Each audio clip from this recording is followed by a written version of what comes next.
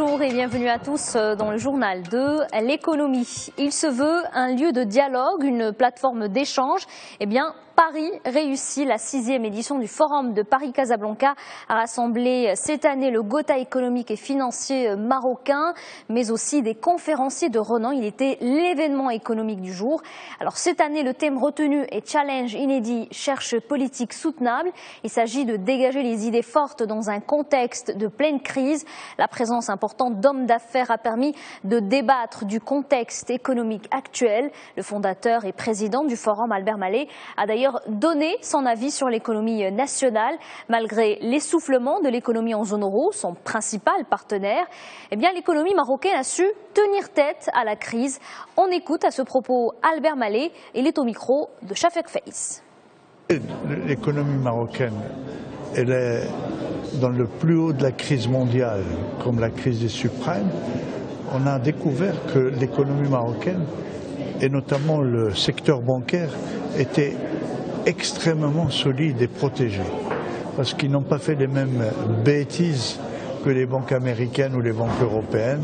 Donc moi j'estime que le Maroc, dans toute cette crise, d'abord il a choisi le développement, il n'a pas choisi de se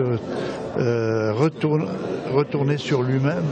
Il est allé chercher des marchés, il est allé voir ce qui se passait en Afrique, etc., etc. Et là, surtout, en pleine année de crise, le Maroc a eu des projets que moi je qualifie de projet du siècle. 19 267 dirhams, retenez bien ce chiffre, c'est ce que dépense en moyenne le ménage marocain par personne annuellement.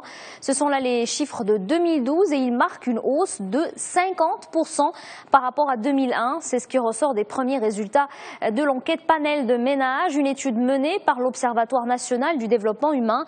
Elle a touché 8000 ménages et leurs membres. Ces résultats ont été dévoilés ce mercredi à Rabat et on retient aussi que la dépense par mois est passé de 4 111 dirhams en 2001 à 6 166 dirhams en 2012.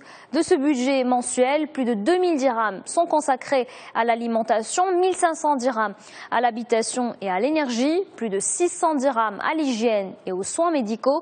Le reste, soit 2 000 dirhams, est réparti entre l'habillement, le transport et communication, l'enseignement et les loisirs. On s'intéresse maintenant au secteur portuaire. On connaît désormais l'adjudicataire du projet de port de pêche de Casablanca. Il s'agit du français BTP Vinci. Le groupe tricolore a remporté l'appel d'offres par le biais de sa filiale marocaine Dumez Maroc. La société prendra en charge les travaux du port de pêche. C'est un marché d'environ 616 millions de dirhams.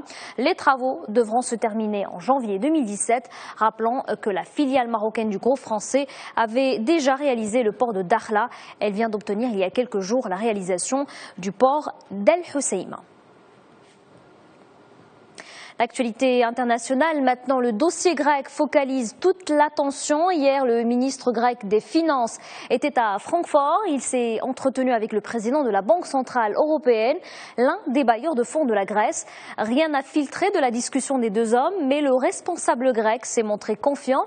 Il a qualifié son tête-à-tête avec Mario Draghi d'encourageant. Il s'est même déclaré convaincu que son pays pouvait compter sur le soutien de la BCE pendant la prochaine période.